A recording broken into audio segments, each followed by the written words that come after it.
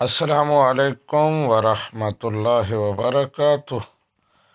محمد حمید الدین علوی صاحب پوچھتے ہیں کہ ایک بڑا مشہور شعر ہے یا مصرع ہے، نہ خدا ہی ملا نہ وصال صنم، نہ ادھر کے رہے نہ ادھر کے رہے۔ کہتے ہیں کہ اس کا معنی و مفہوم کیا ہے اور اس کا شرعی حکم کیا ہے، اس میں کوئی خلاف شرع بات تو نہیں ہے؟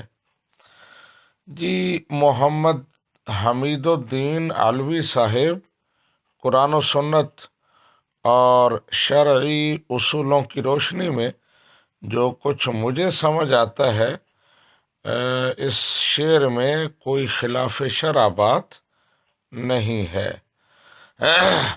بلکہ اگر میں یوں کہوں کہ یہ قرآن پاک کے ان الفاظ کا ترجمہ ہے، خسرت دنیا والآخرہ، کہ وہ دنیا میں بھی اور آخرت میں بھی گھاٹے میں رہا، نہ دنیا اس کے ہاتھ آئی اور نہ ہی آخرت اسے ملی۔ بعض لوگ ہوتے ہیں جن کی پالیسی یہ ہوتی ہے کہ باغباں بھی خوش رہے اور راضی رہے صیاد بھی۔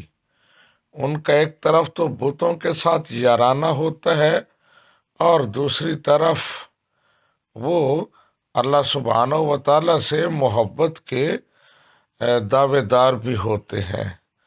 وہ چاہتے ہیں کہ مندر میں بھی ہماری یعنی بت خانے میں بھی ہماری غیر حاضری نہ لگے اور مسجد میں اللہ تعالیٰ کے گھر میں بھی ہم حاضر باش شمار ہوں، یعنی منافقت کرتے ہیں، دونوں طرف تعلقات رکھتے ہیں، حالانکہ انہیں پتہ ہونا چاہیے کہ یہ دونوں ضدیں ہیں، دونوں اکٹھی نہیں چل سکتی، لیکن ان کی پالیسی باغباں بھی خوش رہے، راضی رہے صیاد بھی، تو اس کا نتیجہ کیا نکلتا ہے؟ نہ انہیں خدا ملتا ہے نہ وصال صنم ہوتا ہے۔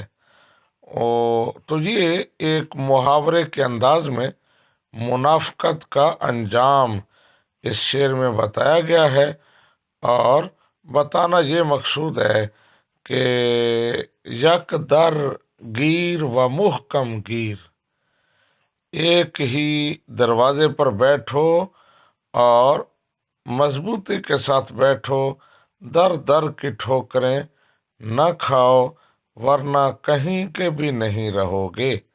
ھذا ما عندی واللہ ورسولہ اعلم بالصواب۔